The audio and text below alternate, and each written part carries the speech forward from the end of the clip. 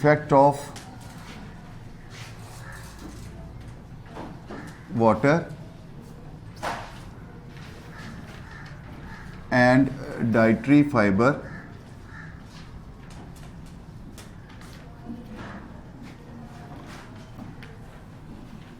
बेटे हम बात कर रहे थे ह्यूमन फूड की। अब ह्यूमन फूड के अंदर हमने देखा कि we require carbohydrates, proteins, lipids, minerals and vitamins.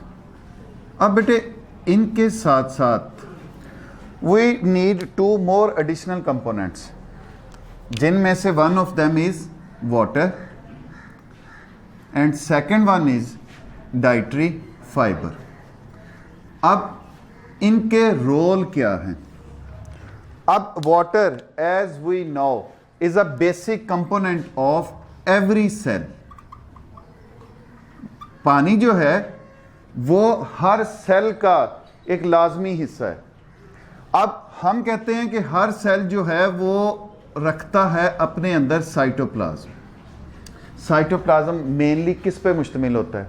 Water पे। हम कहते हैं कि तकरीबन 70 to 80% और इवन हम कहते हैं 90% तक जो है वो किसका बना हुआ है?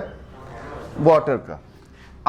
अगर हम देखें human body, it is a rough estimate, it is 60% composed of water। 60% ये किसकी बनी हुई है? पानी की। ये इतना अहमियत का हामिल है हमारे लिए। इन बेसिक न्यूट्रिएंट्स के साथ साथ पानी जो है वो भी हमारे लिए ज़रूरी है। अब अगर इसकी एक नॉर्मल ह्यूमन के लिए हम देखें रिक्वायरमेंट, तो मिनिमम जो है 2 लीटर पर डे, एक दिन में कम से कम 2 लीटर। बाकी ये डिपेंड करता है कि उसकी एक्टिविटी क्या है। अगर ज़्यादा स्वेटिंग है, ज़्यादा हार्ड काम करता है, ज़्यादा एक्सरसाइज करता है, तो उस लिहाज से उसकी रिक्वायरमेंट्स जो हैं वो बढ़ जाती हैं, वो ज़्यादा होंगी। अच्छा जी, अब ये वाटर जो है ये काम कहाँ पे आता है? अब हमने कहा पहले भी कि it provides aqueous medium for various chemical reactions to take place. ये बहुत सारे केमिकल रिएक्शंस के होने के लिए एनवायरनमेंट प्रोवाइड करता है। पानी में हल नहीं होगी चीज़, आयोनाइज नहीं होगी। जब आयोनाइज नहीं होगी तो इसका क्या मतलब है? वो चीज़ रिएक्ट भी नहीं करेगी। जब वो रिएक्शन नहीं होंगे तो लाइफ होगी। हम पहले दिन से ये कहते आ रहे हैं कि लाइफ क्या है? It is a collection of biochemical reactions. दूसरी बात, it helps in absorption of various material from the intestine. पानी जो है, जब हम खाना खाते हैं, ये जितने भी न्यूट्रिएंट्स हमने लिए डाइजेशन के प्रोसेस में गए, हमारी इंटेस्टाइन में डाइजेस्ट हुए, स्टोमक में डाइजेस्ट हुए, अब ये एब्जॉर्ब नहीं होंगे हमारे ब्लड के अंदर, तो उनका खाने का कोई फ़ायदा है? उनका लेने का कोई फ़ायदा है? कोई फ़ायदा नहीं। तो पानी जो है वो इनको अपने अंदर हल करता है, छोटे मॉलिक्यूल्स को, डाइजेस्टेड मॉलिक्यूल्स को, जिसके ज़रिए ये इंटेस्टाइन से हमारे ब्लड के अंदर जज़ब होता है और हमारे टारगेट टिश्यूज़ तक पहुंच जाता है। तो it helps in the absorption of various material from the intestine. अब जो चीज़ें हमारे जिस्म को चाहिए वो चीज़ें तो जज़ब होंगी, वो चीज़ें इस्तेमाल होंगी। जो चीज़ें हमारे जिस्म को नहीं चाहिए वो हमारे जिस्म से बाहर खारिज कर दी जाएंगी। हमारे सेल्स ने उन डाइजेस्टेड मटेरियल से अपने मुताबिक नई चीज़ें बना ली, लेकिन उसके नतीजे में कुछ वेस्ट चीज़ें भी तो बन रही। अब उन वेस्ट चीज़ों को जिस्म के अंदर नहीं रखा जा सकता, तो उनको क्या करेंगे? हम एलिमिनेट करेंगे। हम वो एलिमिनेशन जो है वो किसके ज़रिए करेंगे? वो यूरिन के ज़रिए भी हो सकती है और वो फीसिस के ज़रिए भी हो सकती है। मतलब पेशाब के ज़रिए हमारे गुर्दे फिल्टर आउट करके उन ना चाही जाने वाली चीज़ें, वेस्ट मटेरियल्स जो हैं उनको खारिज कर देंगे, और पखाने के ज़रिए जो है वो जो undigested food material, unwanted material जो हैं उनको खारिज कर दिया जाएगा। अब ये पानी जो है इन सारे प्रोसेसेस के साथ साथ हमें मदद देता है किसको बरकरार रखने में, हमारा बॉडी टेम्परेचर। गर्मियां हैं बेटे, हमें पसीना आता है। अब पसीना क्यों आता है? हमारे जिस्म को ठंडा रखने के लिए पसीना आएगा, पानी निकलेगा, एवेपोरेट होगा, वो कूलिंग इफेक्ट पैदा करेगा, जिससे हमारा बॉडी टेम्परेचर जो है वो नॉर्मल रखने में मदद दी जाती है। अब जिस तरह से ये पानी एक इंपॉर्टेंट कंपोनेंट है हमारी डाइट का, आप कह लो, हमारी रिक्वायरमेंट का आप कह लो, उसी तरह जहां पे बाकी चीजें हमें रिक्वायर्ड हैं, ये डाइटरी फाइबर्स जो हैं ये भी बाकी न्यूट्रिएंट्स के साथ जरूरी हैं। अब डाइटरी फाइबर जो है इनको दूसरा नाम हम रफेज का भी देते हैं।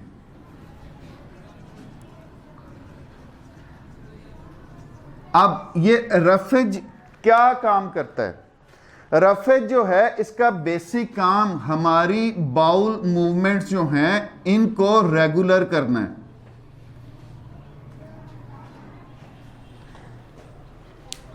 क्या मतलब इसका? बाउल मूवमेंट्स हमने खुराक खाई, वो डाइजेस्ट हुई, उसमें से एब्जॉर्ब होने वाली चीज़ें एब्जॉर्ब होगी, जो अनवांटेड चीज़ें हैं वो एब्जॉर्ब नहीं होती, वो हमारी लार्ज इंटेस्टाइन में चली जाती हैं।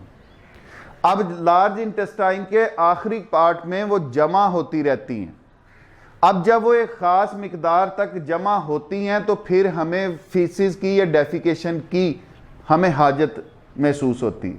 अब वो किस वजह से है? वो हमारी प्रॉपर बाउल मूवमेंट की वजह से है।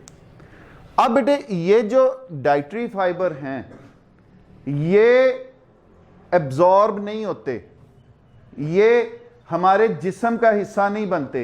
ये जिस तरह से हमारे जिस्म में दाखिल हुए हैं इन्होंने एज सच हमारे जिस्म से खारिज हो जाना है, लेकिन ये बाउल मूवमेंट को बरकरार रखने में मदद देते हैं। इसकी मैं मिसाल देता हूं, अगर आप जस्ट पिज़्ज़े, शवारमे, पास्ते इन तक महदूद रहते हो तो आहिस्ता आहिस्ता आपको कॉन्स्टिपेशन होना शुरू हो जाती है।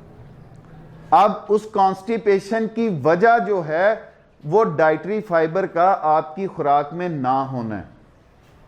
अब उससे क्या होगा? जब भी मतलब आप खाना करने के लिए जाओगे आपको तकलीफ महसूस होगी, आप सही तरह से अपना पखाना पास नहीं कर सकोगे, जिससे होगा क्या? वेस्ट मटेरियल जिस मिकदार से आपके जिस्म से खारिज होने चाहिए थे वो खारिज नहीं होंगे। और कहा यह जाता है, ये मतलब कोई वो ऑथेंटिक लिखी हुई बात नहीं है, लेकिन एक वो इसकी अहमियत बताने के लिए कॉन्स्टिपेशन के लिए कहा यह जाता है कि जितने भी तरह के कैंसर के पेशेंट्स की स्टडी की गई उनकी बेसिक जो वजह थी वो कॉन्स्टिपेशन थी। मतलब ये नहीं कि अंतड़ियों का कैंसर कॉन्स्टिपेशन से हुआ, जितने भी तरह के कैंसर के मरीज जो थे उनकी स्टडी की गई, उनमें एक बात कॉमन पाई गई कि उनको कॉन्स्टिपेशन रहती थी। मतलब क्या है? ये अल्लाह ताला ने जो निज़ाम रखा है कि जो मटेरियल्स हम खा रहे हैं वो सारे के सारे यूजफुल नहीं है हमारे लिए, वो सारे के सारे हमारे जिस्म का हिस्सा बनने के लिए नहीं है, वो सारे के सारे हमें एनर्जी देने के लिए नहीं है। उनमें बहुत सारे मटेरियल ऐसे भी हैं जो हमारे जिस्म को नहीं चाहिए, उनको जिस्म से खारिज हो जाना चाहिए, जिनको हम कार्सिनोजेंस भी कह सकते हैं, वेस्ट मटेरियल भी कह सकते हैं। जब वो रेगुलरली हमारे जिस्म से खारिज होते रहेंगे वो हमें नुकसान नहीं पहुंचाएंगे। जब उनका स्टे हमारे जिस्म में उनके मुकर्ररा या ज़रूरी या आप कह लो जितना टाइम उनको रहना चाहिए उससे ज़्यादा स्टे हो जाएगा तो वो हमारे लिए नुकसानदेह होना साबित हो जाएंगे। अच्छा जी, अब बेटे ये जो डाइटरी फाइबर है आपका या रफेज जो है आपका, ये दो तरह का हो सकता है। दो तरह का कौन कौन सा? एक सालुबल डाइटरी फाइबर और एक इनसालुबल डाइटरी फाइबर। अब इससे मुराद ये नहीं है कि ये पानी में हल पजीर है और ये पानी में हल पजीर नहीं है, नहीं। इनसॉल्युबल डाइटरी फाइबर हम उसको कहते हैं जो हमने खुराक के ज़रिए लिया, हमारी इंटेस्टाइन में से जल्दी से गुजरा और वेस्ट मटेरियल के साथ वो खारिज हो गया। इसको हम कहते हैं कि ये इनसॉल्युबल डाइटरी फाइबर है। इसमें एग्जाम्पल जो हैं आपके इनसॉल्युबल डाइटरी फाइबर में, आपकी जो ब्रेड है, रोटी, इसके अंदर मौजूद जो फाइबर है, आपके फलों के छिलके, skin of many fruits,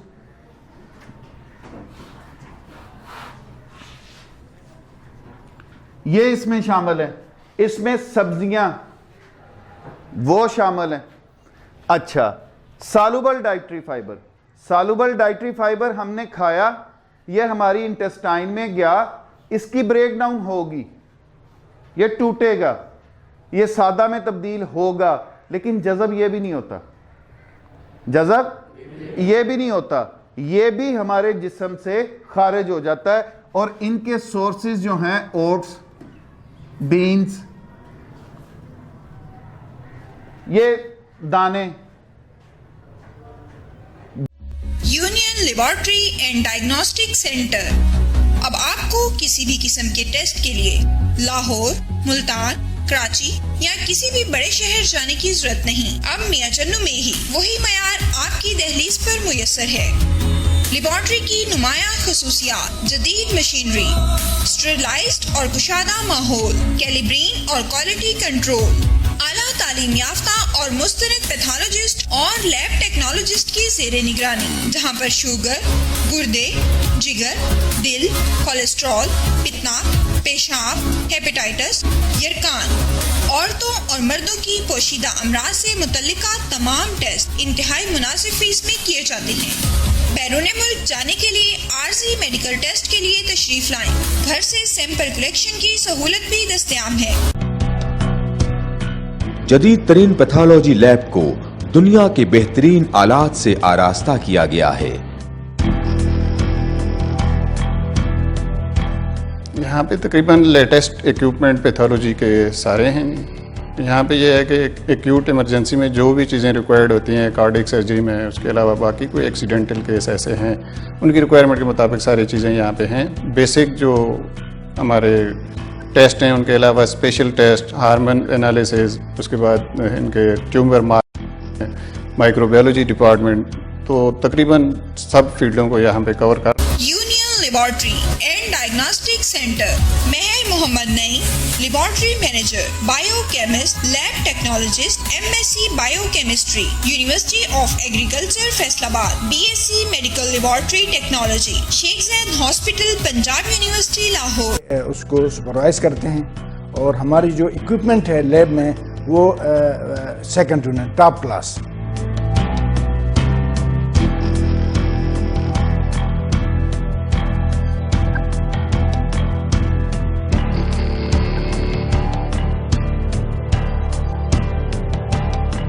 phone 065-266-2586, 0333-455-7586। जो ये इसकी एग्जांपल्स हैं जो कि सॉल्युबल डाइटरी फाइबर्स हैं। इनसॉल्युबल डाइटरी फाइबर लिए, इंटेस्टाइन से गुजरे, क्विकली जो है वो मूव आउट कर गए। सॉल्युबल डाइटरी फाइबर खाए, इंटेस्टाइन में गए, सादा मटेरियल्स में टूटे, लेकिन उसी तरह हमारे जिस्म से खारिज हो गए वेस्ट मटेरियल्स को लेके। अब अगर ये हमारी डाइट में शामिल नहीं है तो कौन सी बीमारी ये काज कर रहे हैं? दैट इज कॉन्स्टिपेशन, कब्ज। अब कॉन्स्टिपेशन है क्या? कि बेटे इसमें जो है आपका स्टूल वो हार्ड हो जाता है, पखाना जो है वो सख्त हो जाता है, इट इज डिफिकल्ट टू पास, तो फिर इसका इखराज जो है वो भी क्या हो जाता है? मुश्किल हो जाता है। अब इसमें ये दोनों चीजें हिस्सा लेती हैं, वाटर भी और अगर आपकी डाइट में डाइटरी फाइबर मौजूद है और पानी की कमी नहीं है, आपको कॉन्स्टिपेशन नहीं होगी। अगर आपकी खुराक डाइटरी फाइबर के बगैर है, गोश्त ही खाते जा रहे हो, उससे भी कॉन्स्टिपेशन होगी। पानी का इस्तेमाल, सब कुछ ठीक ले रहे हो, पानी का इस्तेमाल बहुत कम कर रहे हो, तो फिर भी कॉन्स्टिपेशन होगी। अब उससे होता क्या है, हमारी लार्ज इंटेस्टाइन जो है, ये आगे जाके हम पढ़ेंगे, हमारी लार्ज इंटेस्टाइन के अंदर एब्जॉर्प्शन ऑफ वाटर होती है, मतलब इंटेस्टाइन से पानी जज़ब होगा, ब्लड में शामिल होता रहेगा। अब इंटेस्टाइन में जितना पानी मौजूद है वो जज़ब हो जाए और बाकी जो वेस्ट मटेरियल पखाने के जरिए खारिज होने थे वो वहीं पर रह जाएं, वो क्या होते जाएंगे, हार्ड होते जाएंगे, सख्त होते जाएंगे, तो वो किसका बायस बनते चले जाएंगे, कॉन्स्टिपेशन का। और कॉन्स्टिपेशन जो है आम हुक्मा जो हैं वो इसको उम्मुल अमराज का नाम भी देते हैं कि ये बाकी बीमारियों की माँ है, इससे बाकी बीमारियां जन्म लेती हैं। और कैंसर वाली एग्जांपल जो है वो भी मैं आपसे डिस्कस कर चुका हूं। इसीलिए बेटे आप लोगों से मेरी रिक्वेस्ट होती है, अपनी पानी की बोतल साथ लाओ, अपना ये जो लंच है वो लाओ, हेल्दी लंच जो है वो लेके आओ, वो ये दूसरी बाजारी चीज़ें जो है वो या मैदे की बनी हुई चीज़ें जो हैं वो इस्तेमाल ना करो। अब आते हैं बेटे हम नेक्स्ट इंपॉर्टेंट टॉपिक के बारे, that is balanced diet.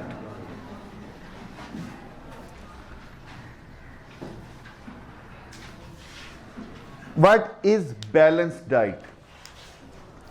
Balance diet ये हरगिज नहीं है कि इतने किलो या इतने ग्राम आप कार्बोहाइड्रेट खाएंगे, इतने ग्राम आप प्रोटीन खाएंगे, इतने ग्राम आप लिपिड्स खाएंगे, इतने ग्राम। मतलब मेरा कहने का ये है, ये जो वेटेज होगा ये डिपेंड करेगा कि आप क्या कर रहे हो। मतलब एक लेटे रहने वाले इंसान और एक मजदूरी करने वाले इंसान की खुराक एक जैसी नहीं हो सकती, ये अपने ज़हन में क्लियर कर लो। बैलेंस डाइट से मुराद ये नहीं है कि हर एक के लिए एक जैसी खुराक होगी, ये अपना कंसेप्ट जो है इस बारे क्लियर कर लो। अच्छा जी, अब बैलेंस डाइट बेटे हम इसको कहेंगे कि that contain all the necessary nutrients, जिसमें तमाम ज़रूरी जो न्यूट्रिएंट्स हैं वो मौजूद हों, एंड फुलफिल, और वो पूरा करे वंस एनर्जी नीड्स, जितनी जिसकी एनर्जी की ज़रूरत है उसको वो पूरा करे, वो उस इंसान के लिए उसकी बैलेंस्ड डाइट होगी। मुश्किल तो नहीं बात। अब बेटे बैलेंस डाइट जो है ये डिपेंड करती है सबसे पहली बात एज पर। किस पर? एज पर। Second, it depends upon gender. Number third, it depends upon lifestyle.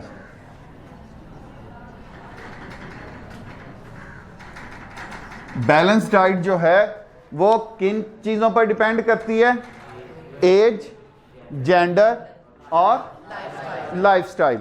अब एज से मुराद मेरा बेटे, एज से मुराद है चाइल्ड, अडल्ट एंड ओल्ड। अब चाइल्ड जो है ये किस फेज में है? ये ग्रोइंग फेज में। अब जब वो ग्रोइंग फेज में है, इसका मतलब इसके जिस्म की प्रोटीन रिक्वायरमेंट भी ज्यादा है, चूंकि स्ट्रक्चरल कंपोनेंट जो हैं वो बनने के अमल चल रहा है, तो इसको प्रोटीन जो हैं वो ज्यादा चाहिए। अब प्रोटीन के साथ साथ इसको कैल्शियम की मिकदार जो है वो भी ज्यादा चाहिए। अब कैल्शियम के साथ साथ इसके जिस्म में आयरन जो है वो भी ज्यादा चाहिए। अब अगर एडल्ट है उसमें तो तमाम चीजें उसकी बन चुकी, जो ग्रोथ, जो डिफरेंशिएशन होनी थी वो हो चुकी। अब इसको जो है जिंदा रहने के लिए जितनी एनर्जी की ज़रूरत है वो अगर लेगा तो ये इसकी बैलेंस डाइट होगी। अब इसी तरह ओल्ड में आ जाओ। अब ओल्ड जो हैं उनकी खुराक एक जवान वाली हो सकती है, उनकी खुराक एक बच्चे वाली हो सकती है, नहीं। अब उनके लाइफस्टाइल जो हैं मोस्टली सेडेंटरी हो चुके होते हैं। अब उनको उस लेवल की खुराक जो है वो नहीं चाहिए होती। अब इन तीनों के पीछे एक बेसिक रीजन है, दैट इज मेटाबॉलिज्म। अब ये सभी में इस्तेमाल होगा मेटाबॉलिज्म।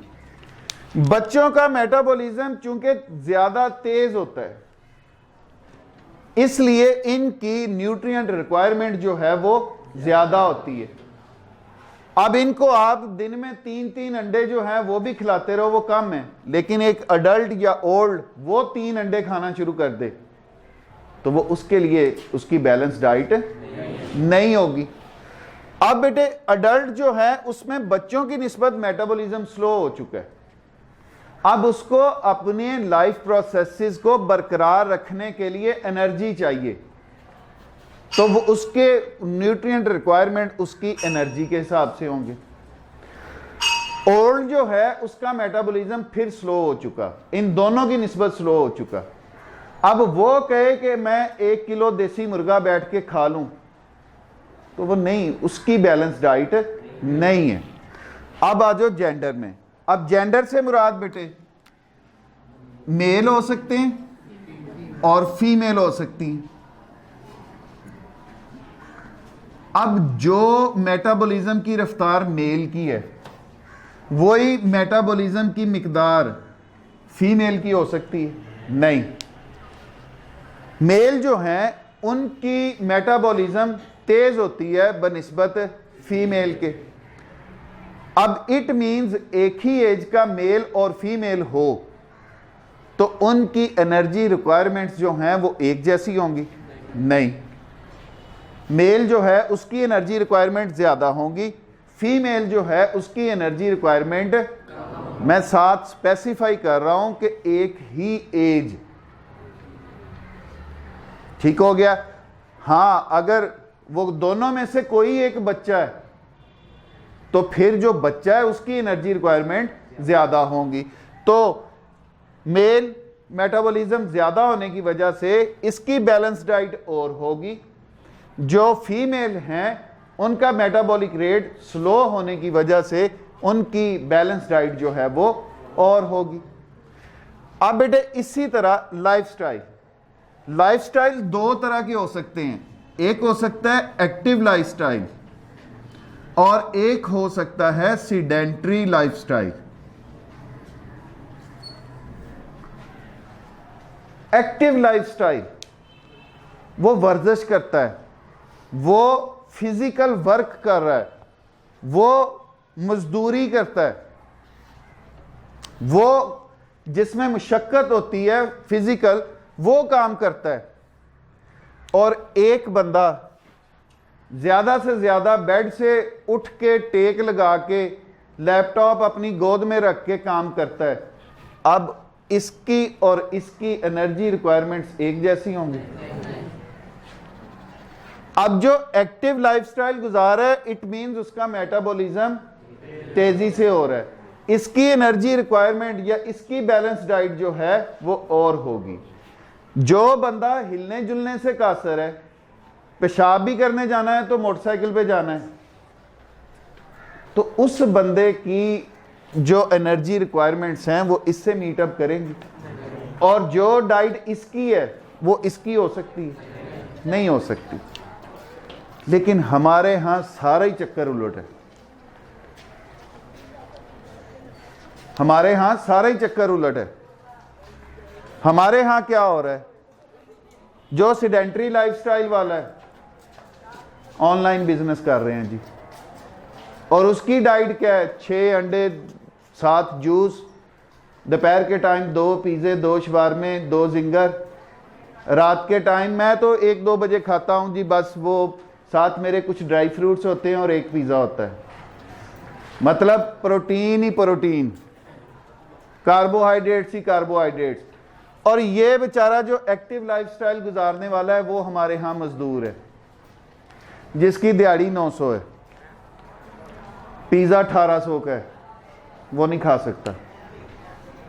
अब उस 900 में उसके 6 बच्चे हैं, 1 बीवी है, 2 बूढ़े वालिदैन भी उसी के जुम्मे होते हैं, और ऑनलाइन बिजनेस वाले का वड्डा भाई संभाल रहा होता है। अम्मी अबू वड्डे भाई ना होंगे, मैं कल्ला ही होना। ठीक हो गया। अब उस बेचारे ने लेके जाना है जी ज़्यादा से ज़्यादा जो 1 पाव घी, बाकी जो सबसे सस्ती सब्जी है वो, और वो ले जाके अब ये बेचारा और कमज़ोर से कमज़ोर, और ये बेचारा आटे का थैला, हिलने जुलने से मजबूर। ठीक हो गया। यहां पे भी यही है, मर्द बेचारा बाहर निकल के रोटी की फिक्र किए बगैर बच्चों के लिए रोजी कमा रहा है।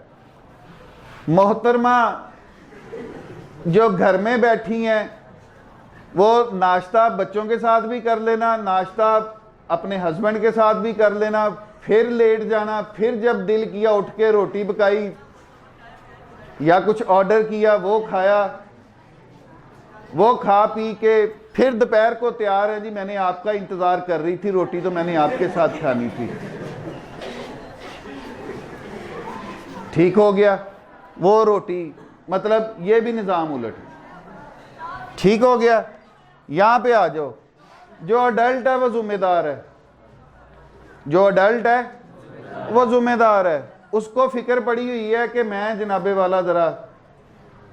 ठीक हो गया। ये जो दोनों साइडें हैं ये गैर जिम्मेदार फिर हो जाती हैं। ये तो खैर अपनी एज की वजह से इनको रिटायर कर दिया जाता है कि बाबा जी हुण तानू कुछ नहीं पता, मैं ज़्यादा अक्लमंद हाँ, ये कह रहा होता है, मैं ज़्यादा अक्लमंद हाँ, तुसी ज़रा ना। अच्छा, जो बेचारा गरीब है वो ओल्ड होता ही नहीं। ठीक हो गया। क्योंकि ग़िज़ाई किल्लत की वजह से वो वैसे ही 40-50 साल तक फौत शुदगान में शामिल होता है। जो अमीर होता है उसको फिर वाफर होती है इस उम्र में भी। इसको डॉक्टर कह रहे होते हैं कि तू खाई जो मर्जी जा, नाला मेरियां 2 गोलियां खाई जानी है। अमीर को डॉक्टर भी नहीं मना कर सकता ना, उन्हें पता है मेरे को आना हट जाएगा। ठीक हो गया। और ये जो बच्चे हैं वो आपके सामने हैं कि अगर इनको कहा जाए कि सर आप घर का खाना, घर का नाश्ता, घर की शय खा लो, वो कहते हैं कि ये साडा बहुत बड़ा दुश्मन, ये तो नहीं चाहिए। इस तरह तो होता ही नहीं जी। इन्होंने खाना क्या है जी, वो अचारी पापड़, अर्तगुरल पापड़, चटकारा पापड़, लेज, साथ पेप्सी, कोक, या फिर जिस दिन अयाशी का मूड है पट्टी दे नान चढ़े। ठीक हो गया। जिसमें न्यूट्रिएंट नाम की शय ही कोई नहीं, लेकिन खैर भट्टी के चनों में तो न्यूट्रिएंट ही न्यूट्रिएंट, मिनरल ही मिनरल। क्योंकि वो रेडी वाले हाथों को मट्टी भी ठीक लगी होती है, उसके पास पसीना पोंछने के लिए भी कोई और शय नहीं आती होते हैं, नाक साफ करना है वो भी उसने, तो वो मिनरल से भरपूर शय होती है, न्यूट्रिएंट्स पूरे होते हैं उनमें। तो वो मतलब मेरा ये कहने का कि जितना कुछ भी चल रहा है हमारे यहाँ ये उलट चल रहा है। हमारे यहाँ जिसको जो चाहिए वो है नहीं, जिसको जो नहीं चाहिए वो उसके पास वाफर है, और ये हर मामले में। ठीक है जी। आगे इंशाल्लाह ताला हम इसके प्रॉब्लम्स डिस्कस करेंगे। ये जो बातें मैंने की हैं ये मैंने की मजाक में है, लेकिन ये हमारे नेक्स्ट टॉपिक का हिस्सा है, माल न्यूट्रिशन।